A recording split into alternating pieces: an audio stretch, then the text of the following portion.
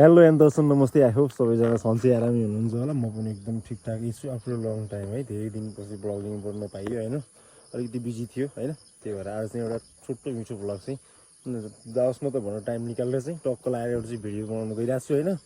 So hopefully सबैजना ठिकठाक हुनुहुन्छ होला। म पनि ठिक छु, अलिकति घरतिर बिजी भएको कारणले गर्दा चाहिँ होइन ब्लगिङहरू खासै अपलोड गर्न पाएको थिएन। सो होप सबैजना आरामै हुनुहुन्छ होला। साथसाथै सबैजनालाई ह्याप्पी दसैँ होइन। दसैँको धेरै धेरै शुभकामना होइन। हजुर जुनसुकै ठाउँमा हुनुहुन्छ हाँसिरहनुहोस्, खुसी रहनुहोस् होइन। सुस्वास्थ्य दीर्घायुको कामना होइन मेरो तर्फबाट चाहिँ होइन। सो त्यही हो। आज चाहिँ दसैँको दिन बिहान उठ्यो, नुहाइयो अनि फ्रेस भयो होइन। अब सायद समथिङ 11 पछि चाहिँ सायद टिको छ होला लाइक होइन।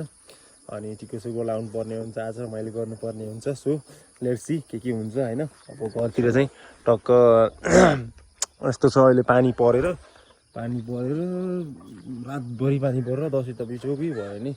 टक्क घरतिर चाहिँ तयारी गर्दै हुनुहुन्छ होइन। टक्क लाएर दिस इज द भ्यू होइन। मेरो घरबाट चाहिँ यस्तो भ्यू देखिन्छ क्या टक्क है।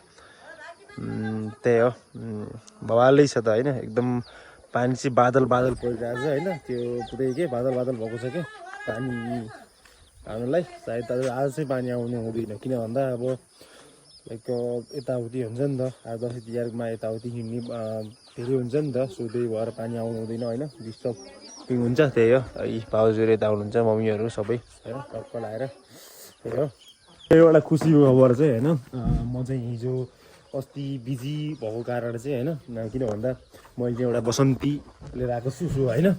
त्यही भएर बसन्तीलाई चाहिँ बसन्ती मेरो नयाँ होइन टक्कै बसन्ती ल्याएको छु। त्यही भएर अलिकति बिजी पनि भयो कि यताउति अब खासै गाडी नपाइने होइन। त्यही भएर सो त्यही हो। अब चाहिँ अब लगभग अब 1 घन्टामा सायद टिकट सिकाउनु लागिन्छ होला टक्क रेडी भएर होइन। त्यही हो। अरू त्यही धेरै दिन भयो, त्यही त हो। यहाँ घरतिर आएपछि चाहिँ अलिकति बिजी व्यस्तताको कारणले गर्दाखेरि खासै गर्न पाइँदैन होइन। त्यही अलिकति बिजी नै भइन्छ। सो होइन के हुन्छ म चाहिँ देखाउँछु फेरि नेक्स्ट पाहाडमा भेट्नुहुन्छु।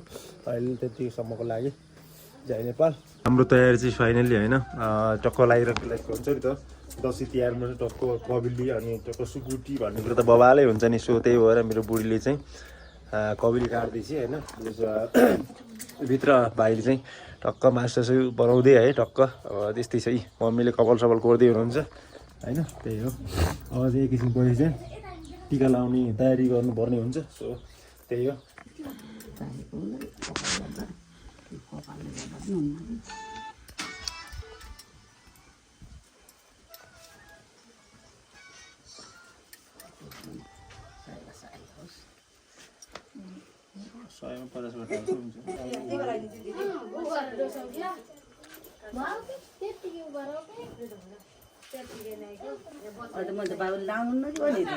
त्यसो भयो कि मैले खास किर्ने गरेको मान्छे टिको लाउनु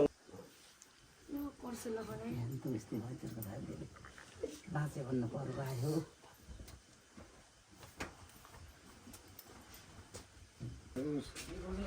कष्ट नलाओस्।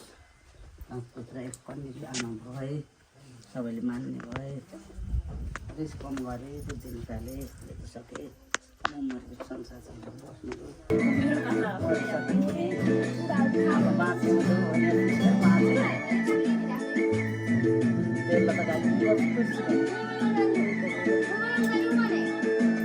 आमालाई कहिले दुःख पुऱ्याउनु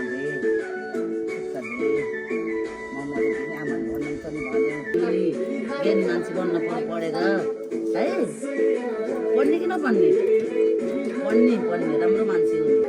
ज्ञानी भयो, राम्रो कोही पाए, ल्याएर राम्रो गरिदिन पाऊँ। छोरी मान्छेलाई त्यही हो खुसी। ज्ञानी मान्छे भयो पढेर नमाथि कहिले ऊ त राम्रो मान्छे त बन्छ हेर। लात्तीले हालेर राम्रो मान्छे त बनाइन्छ।